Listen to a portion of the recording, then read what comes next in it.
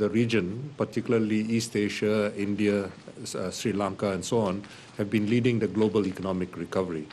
And also it is very clear that the connections involving Asia are no longer intra-Asian or Asia and the West, but also, very importantly, involve South-South economic relations. And these have become increasingly important. One of the major challenges which many developing countries face right now is managing capital flows. Partly due to the experience of the Asian crisis in 97 and 98, East Asia and South Asia seem to be much more comfortable about selectively applying capital controls to deal with these problems. And this is an especially important consideration because many of the flows which are going to many parts of many so-called emerging market economies will eventually be reversed. And the bubbles which they have generated will eventually burst.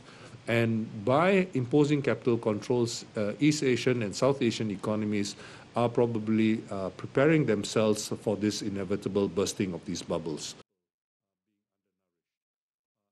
First challenge which is identified in the survey is actually inflation, rising inflationary pressures. And I have not mentioned inflation so far, and it's come fairly close to the bottom of my list, not because I do not consider it important, but when you look at the external forces which have caused the inflation, you then take a very different view about what can be done about inflation and what should be done about inflation.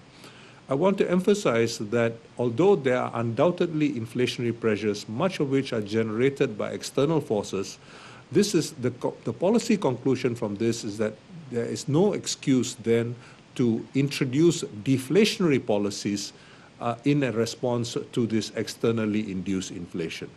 Such deflationary policies will slow down economic growth, and this will have very important consequences.